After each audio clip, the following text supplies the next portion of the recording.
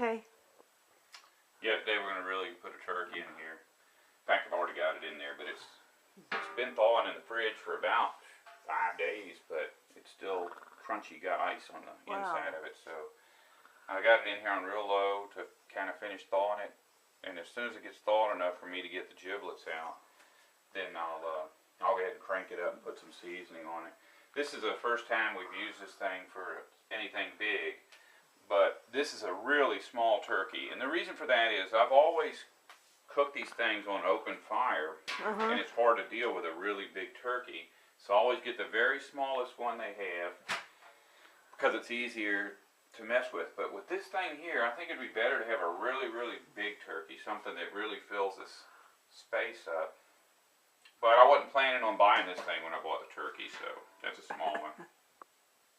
Okay. Is the turkey thawed out yet? That's my first question. I think it is. I noticed something on this last night when I was messing with this, and I knew that that had to be for a purpose, but check this out. You getting all that on tape? Oh. Whoop. Well, I mean, you got a room. I'm just asking a question. Yeah.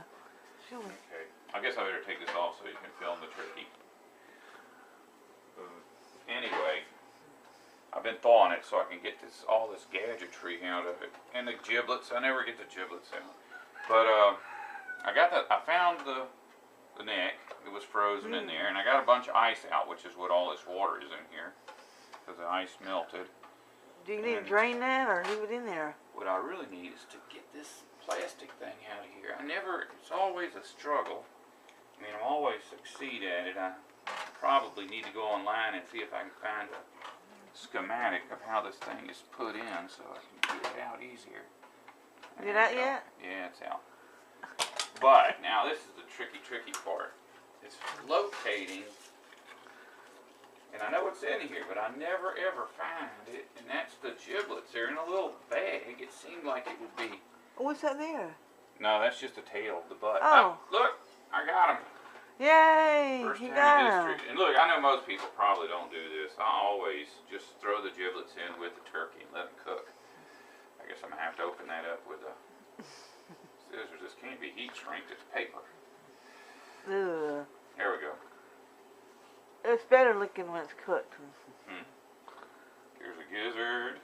That's my favorite There's one. the liver. The Here's liver. some more liver. And they didn't give us heart this time. Oh. Let's wait a second. No, that's the heart right there. Looks like liver. It's dark. Guess it's got some kind of a tumor or something. Okay. Just add some more seasoning. I just turned over this turkey. When I put it in there, I put it in there on his belly. Just start it, and then after it kind of was starting to get cooked or starting to cook a little bit, I went ahead and turned it over because you got that, the thermometer thing is on the belly, so you got to have it on his back so that you can see the temperature thing off. Plus, I'm going to put a regular thermometer in. I never trust these, and I always like to turn the heat off before it's done because it'll keep cooking after it's done for a little while. So anyway, we put some celery salt on it instead of regular salt, and I put some pepper on it. Now I'm going to go ahead and add some sage. It smells like sage, so it's probably okay. We've had this stuff for so long that I just, I'm a little wary of it. We probably need to go through our seasonings and just either use them all up or throw them away because we've got so much seasoning in there. It's been in there forever because stuff we've hardly ever used. But anyways, we'll just let that sit, put the lid back on. It's one of the things I like about this little cooker is that it's, keeps it moist because nothing can get out of here. And you can take the whole thing to where you're going, huh? Yeah, the liner of it actually will come out of this big thing, and it's a lot lighter to carry. Just the liner. Cool. Wow. Let's show the inside of that. Oh. Okay. Yeah. It's like a crock pot, a giant one. That's all it is a crock pot. It doesn't have a ceramic liner in it like a crock pot, but you don't really need that. I've actually got this sitting on a baking pan? It's a broiler pan on top of a rack, so it's not even touching the bottom. So it's a whole lot like a regular oven, sitting on a rack in the oven.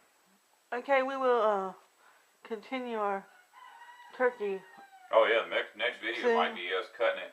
Oh yeah, that's what I'm waiting for. Go put my thermometer in there. We are like on stage 3 or 4 on our turkey dinner. What are you doing? I'm making a roux for some gravy. We're going over to Mom. She doesn't like her gravy dark for turkey, so not that. But I mean, when you cook a turkey, Open it up. it makes See what's it doing. it makes it kind of dark, Yummy. dark drippings. But you know how turkey gravy is supposed to be yellow. Yeah, Kind of, light. so I'll keep it light because Mama likes it light. But and we are going to go to. I don't know if we said we're going to eat sandwiches or turkey, but it's going to be turkey with all the stuff. So, not all the stuff. It's going to have gravy and dressing, maybe some rice, and Mama said she was going to make cauliflower and broccoli. Wow. So it's going to be pretty doggone fancy for something we just threw together. Yeah. Man, I knew this was coming because I had a turkey in the fridge thawing out. Let me get on this side of Shoot, you. I turn the heat off, all the way off. I need to keep going high until it bubbles at least. We'll just pour this in with the drippings, or pour the drippings in with this. That's really all you need to do for this stuff. I'm not going to. I'm going to go ahead and kind of take it a little way. Too bad we don't make turkey bouillon. Well, you know, when you cook a turkey, you get like a Oh, that's gallon right. of it, Never so mind. it's not like we need that. Scratch that. Well, you know, when I make, like if I make chicken, Yeah. and I feel like I need some more chicken flavor, I'll make use chicken bouillon to make gravy. And if I do something that requires beef, I'll use beef bouillon. But if I'm making pork and I want to make a gravy and I need bouillon, I put one of each cube in. So one beef and one chicken. That way it doesn't taste like pork, but at least it doesn't taste like chicken or beef either. We're in our final stage. It's done. Yeah, the final stage is getting it in the car. Mmm.